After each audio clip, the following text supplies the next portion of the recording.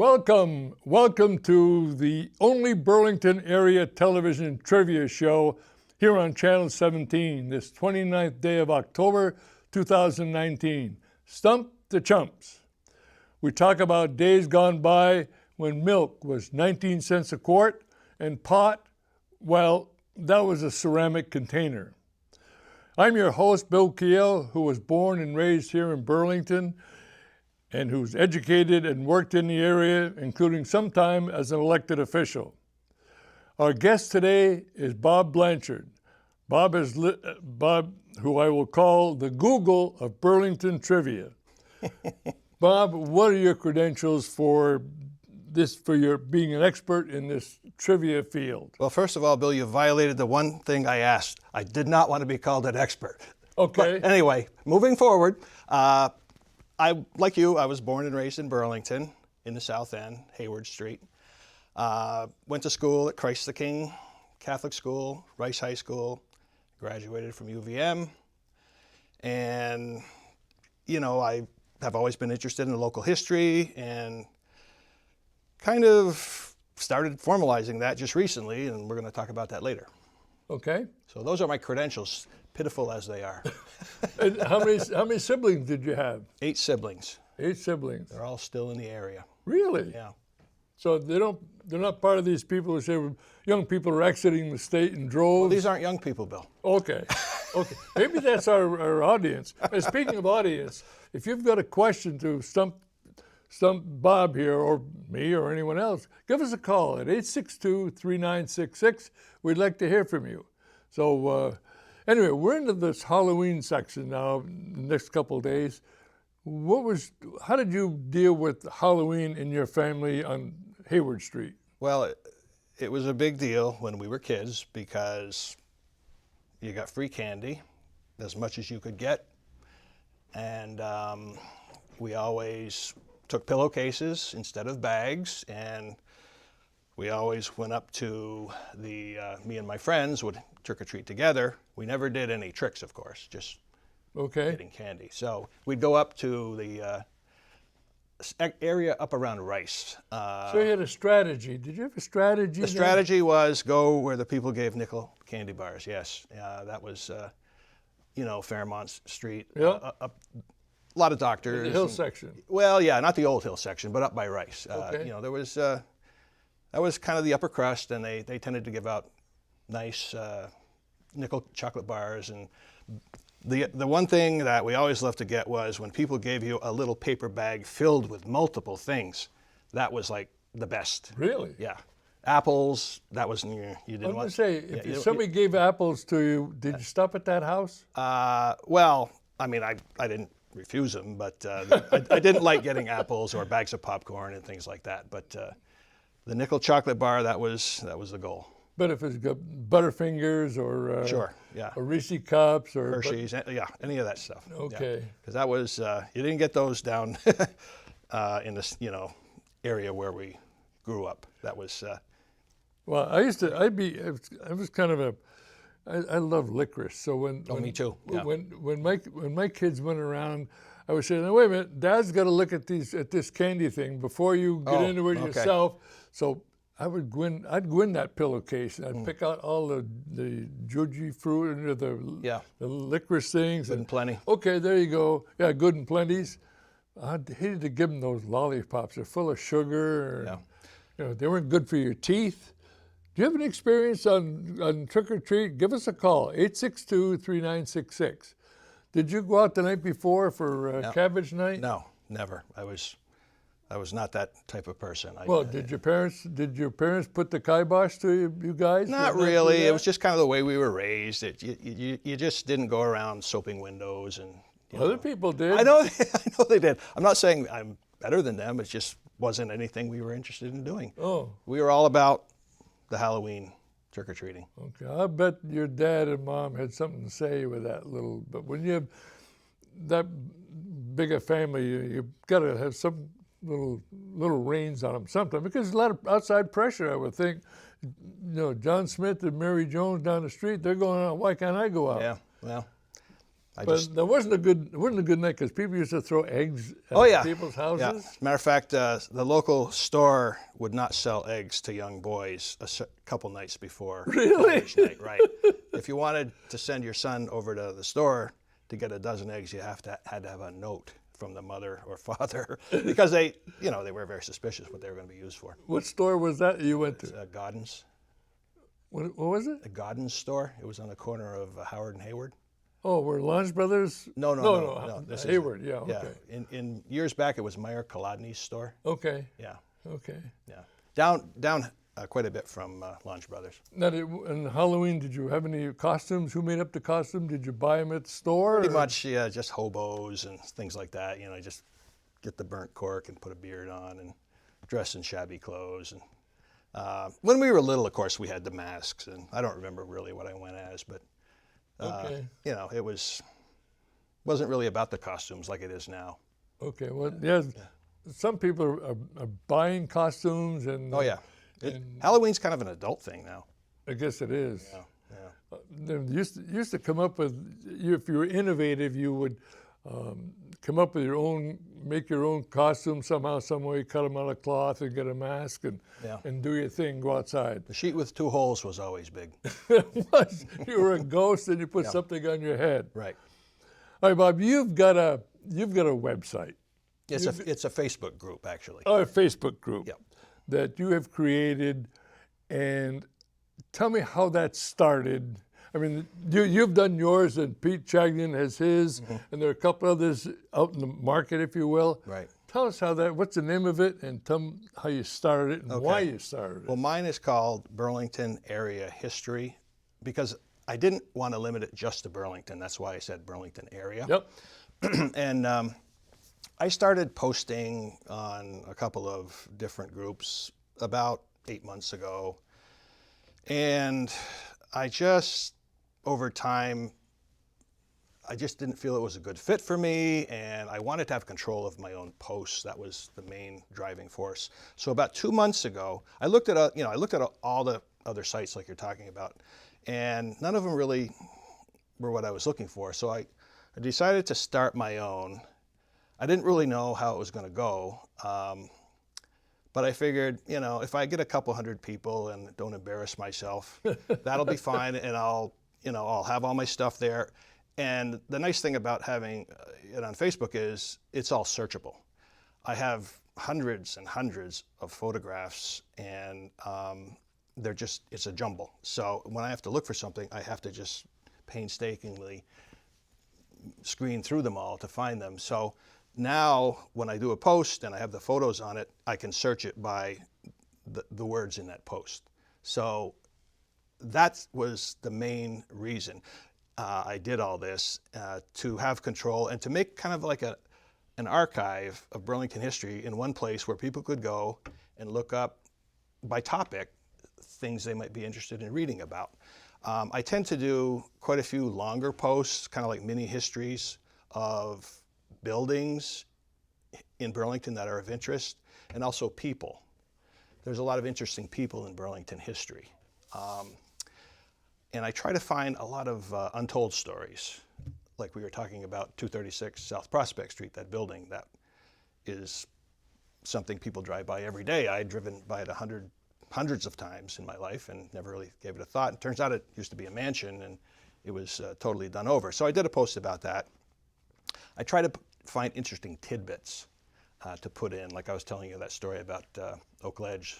Oak Ledge Manor. And yeah. And so I try to make them interesting, and before too long, after I started, people started signing up to become members. It's a public group, so anybody can. So do you screen people who? Not really, no. I mean, you can actually join without me doing anything. There's a join button, and once you click it, you're in. So how do I get there? You have to go on Facebook, and you have to find. People have found it just by putting Burlington Area History in the search box. Okay. But other people say they're having trouble finding it. So if you can't find it, you can just send me a friend request, and then I can invite you. But most people seem to be able to figure out how to get there. Because a lot of people have joined without me. I still do get a lot of people asking for me to put them in. And since I'm not on that side of it, I'm not exactly sure how they do that, to be honest with you. But one way or another, people are getting in, and I'm getting almost 200 new members a week. So Wow. yeah, so it's been going way better than I thought it would, way quicker to get to these numbers, than I thought it would. So, and I was kind of busting for the first month or so. I was putting out a lot of content. I was putting out 6 or 7 posts a day. We're talking with Bob Blanchard, who is the creator of Burlington Area History, who has a website on Burlington Trivia. If you have a question to stump Bob, if you can, give us a call at That won't be that hard. 862-3966. I tried to stump him before the show. I told him about his Bertie Tebbetts story. Some of you may remember Bertie Tebbetts was a catcher for the Boston Red Sox. And I said, I just read his posting quite in detail. And I said, I'll bet he doesn't know because Bertie Tebbetts was born in Burlington on King Street. And I bet he didn't know the answer of where the house is. Bob, did you know the answer of where the house in which Bertie Tebbetts was born? His father worked for Swift, I believe. Swift and Company, yeah. And I believe it was right near that Swift. 42 King Street. Yeah, that Swift's warehouse. Yeah. But anyway, Yeah. So how long does it take you to do, let's say, a story on either Magram's department store, fashion shop, or Bertie Tebbetts? How long does it take you to do that? And where do you go to get all that information? Some of the longer ones can take a couple of hours. The farther back in time you go, the more it takes, the longer it takes, because the information is harder to put together. But the Magram's one, that was probably an hour and a half I spent on that one.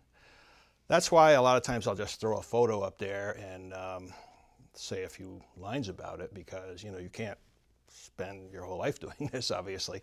But it's funny because sometimes I'll throw one up there with very little time put into it, and it'll get a tremendous response. A good example is, and this is another reason why it's good to get outside of Burlington. I did a post on the Wrong Way Bridge in Cambridge. Is that on Route 15? Yes. Okay. Yeah, and that I had a couple interesting pictures. There were actually 2 covered bridges within a few hundred feet of each other, back in the 40s and before, and I put together maybe 3 or 4 sentences, and that was it. It didn't take me long at all, and that post got more response than anything I've ever put out. Really? Yeah. Why? Well, I guess because everybody has gone over that bridge many, many times. They know the name, and but you're getting outside of Burlington, so you're enlarging the audience when you do that. So, I think people from Jeffersonville and Cambridge and places like that were joining the group as a result of that. So, it kind of pays to not limit yourself just to one area. Well, I was reading one, I don't know if it was yours or Pete Chagnon's, about measles. I put something really I thought was rather mundane about when I had the measles. Mm-hmm. Dr. Corley came to my house and had my parents close all the shades, and I had to stay in bed, and I had to take a hot bath, and I put a sign, measles, on the door. Mm. The people that responded to that were just amazing. Mm. And one of the people, I thought, we talked about this before the show, was the McLaughlin family. And many of you remember Sheriff McLaughlin. He brought his 10 or 11 kids in the jail in Burlington, and because Mrs. McLaughlin didn't want to have 10 kids have measles at different times, according to John, one of the kids said, had them all drink water out of the same glass. Hopefully the theory was that they would all get the measles at the same time, and Teresa wouldn't have to take care of them only in that time frame. So people get all sorts of responses to that. Mm. And is there anything that didn't get much of a response? Have anything that turned sour, or when you? Oh, sure. I mean, I've done hundreds of posts, so some of them, I was very disappointed by the response. But as they say in the restaurant business, you can't only serve the food that you like to eat. So what I think is interesting may not be what everybody else thinks, but you can't, you just can't hit a home run every time. I mean, it's nothing gets no response, so I don't know. It's very easy to hit the like button, so a lot of people do that. But I particularly like the comments that people make, and I like it when people can kind of expand on what I've put out there with their own experiences, or people are starting to post their own photos now. So that was kind of the goal, to get not just what I put out, but what other people put out, because my experience is limited, and I have a lot of photos and I have good memory, but when I was growing up, I knew like almost nothing about the Old North End, for example, so it was a very insular time when you were growing up in the 50s. You had your own little circle, and that was it. Why is there so much interest in this? Well, when people say, I remember this, and this conjures up this kind of thing, why is there so much interest? There's 4 sites, and yours and Pete Chadley's are the major ones, but people want to contribute. They want to remember. Why? Well, I think everybody, not everybody, but most people look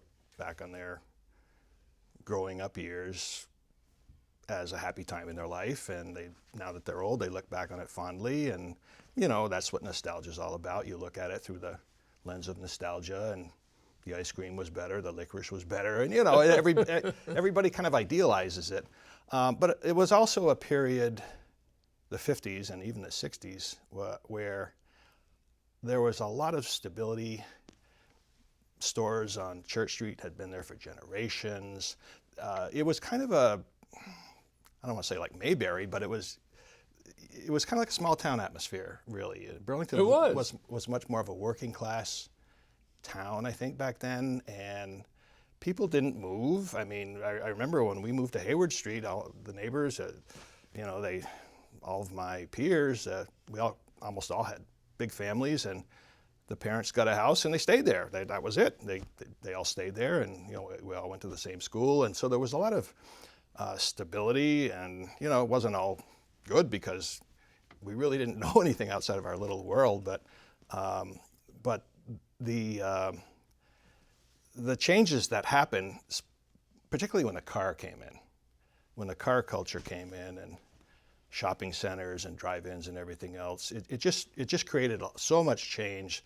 And so just the mobility started then. Yeah. Drive-ins started in the 50s, really. Drive-in banking and things like that, drive-in movies, drive-in restaurants. And so, it had a really bad effect on downtown over time. Not only the loss of longtime businesses, but also the loss of buildings for parking lots and things like that. So I think people look back on these pictures where these buildings that are no longer here are shown, and they say, oh, gee, that was a nice time.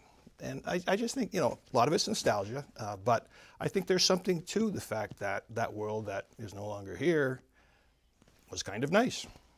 Well, I think people remember the good things, but there has to be some stress during that era as well, which we tend not to remember as well as the good times. Yeah. I mean, people remember as in high school, or when it was driving you buzz Church Street looking for your girlfriends, and do those kind of things. But have an exam coming up in high school, or you. Yeah.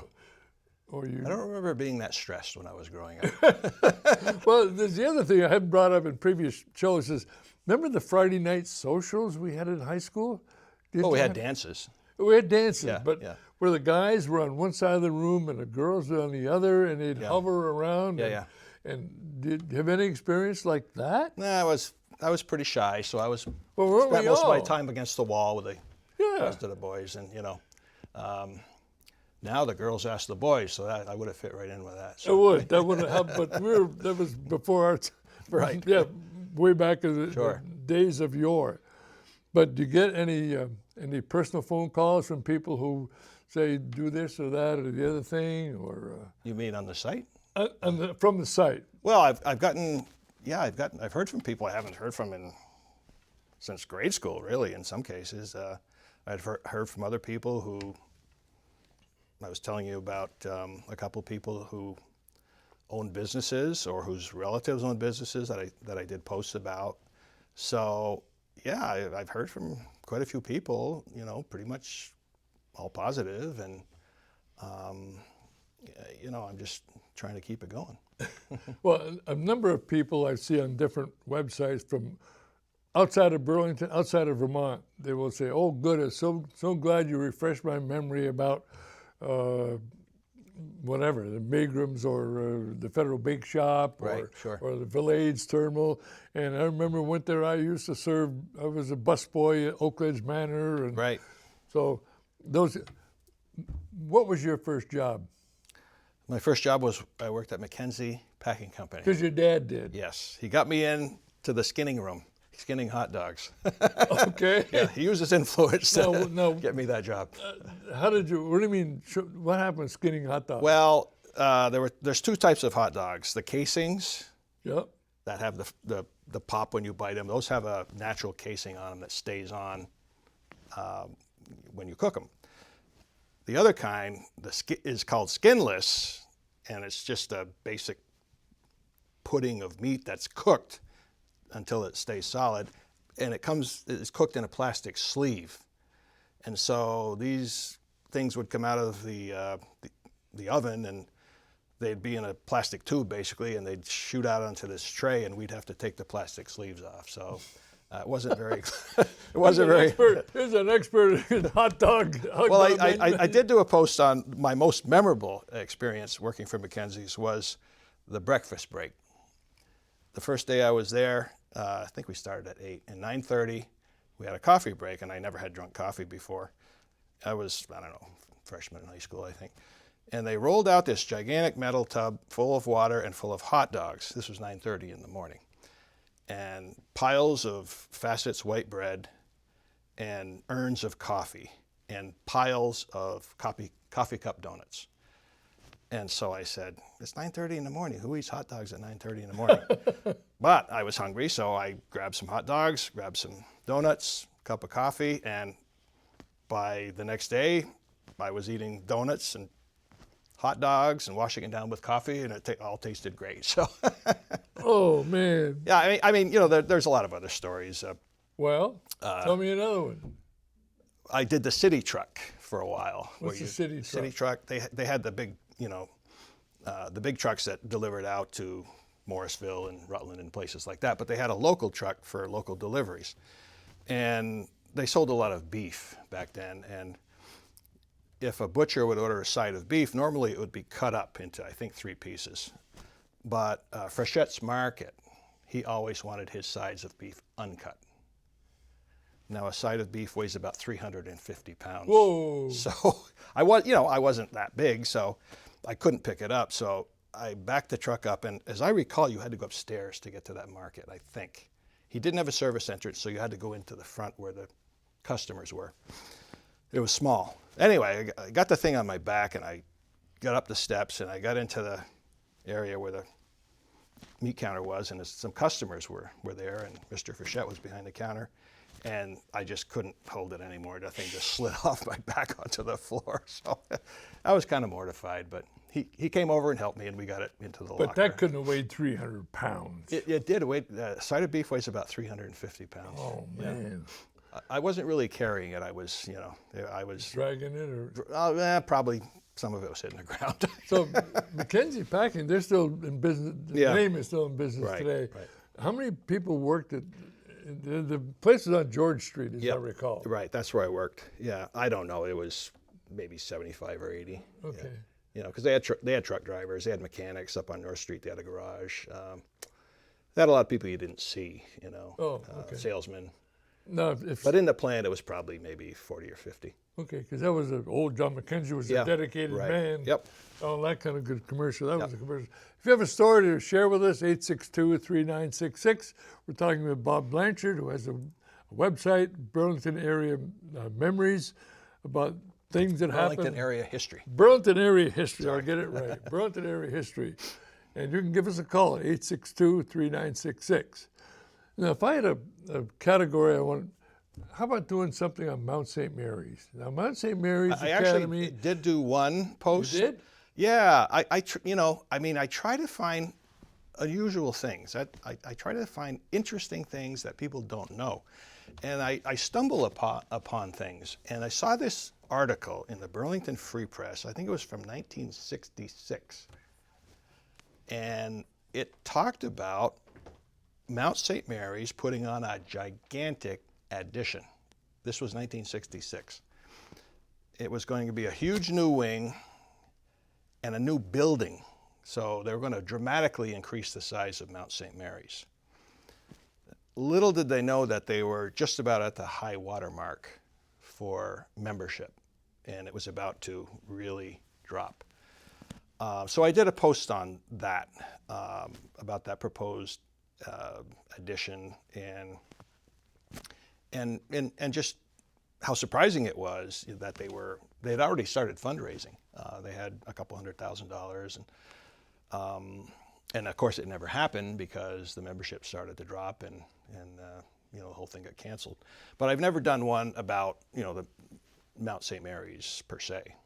Well, I have fond memories of that because I used to live across the street from there, and there was an altar boy, and we'd... Oh yeah, I was an altar boy for years. We'd play a sweaty game of football in the corner and then go over there. I'd have to hustle over there for a 5 o'clock benediction. Oh yeah. And there's a lot of memories there. But that's when boys could go to school there for the first 2 years. Oh really? I didn't know that. Yeah, only the first 2 years. Then it went down a cathedral. But of course, as you know, this Mount St. Mary's is up for, I'm not sure if it's for sale or redevelopment, but the place, in fact, I drove through there before I came here tonight, but it's not being used to the best of my knowledge. There's the Mater Christi is next to it, but there's a lot of history there. Oh yeah.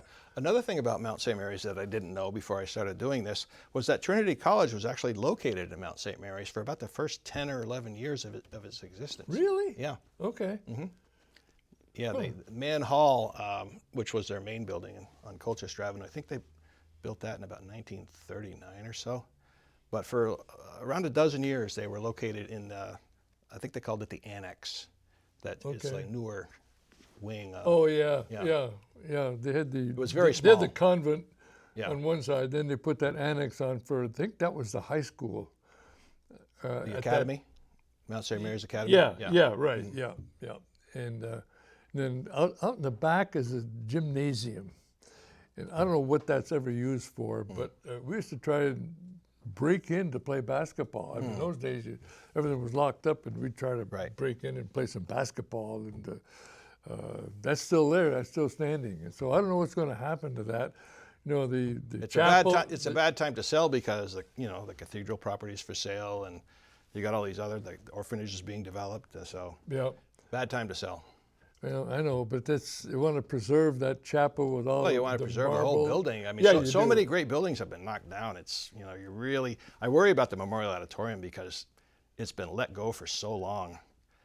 I'm afraid they're just going to say it's too expensive to fix. Well, it is, but I don't know. But they'll replace it with some charmless box, just like they do with everything. If you got a question or comment, give us a call at 862-3966. We're having this interesting conversation with Bob Blanchard, and hope you can go to his website and have a contribution or make a comment on someone else's comment. So what's the future of this website? Do you want to keep going as you're going? Well, I mean, we're talking about Burlington. We're not talking about Manhattan here. So I don't see myself doing this for years and years. I mean, eventually you're going to run out of content. So, but there's plenty more. I mean, I can certainly keep this going for probably a year or two. But at some point, it's just going to be left as this resource. That's kind of how I see it long term, where people can go, like I said, and just look up by topic something about Burlington, and hopefully just about everything they look up will be there in one form or another. Wow. Yeah. So there's still plenty to say. So you are a Google. Not really, no. I do use Google though. Well, sure. Yeah. So do you have any visions of someone helping you? Not really. It's a one-person job, Okay, I do a lot of it late at night, I've got a little bit of insomnia now and then, and that always helps. So okay, well, early in the morning and late at night, that's when I do it. So, those hours would not work. We got to wrap up, Bob. Okay. Thank you so much for being here today My and pleasure, talking about Burlington trivia. We're going to have you come back someday. Looking forward to With that. pictures. With pictures, okay. Thanks for tuning in. We'll see you again from Stump to Chumps.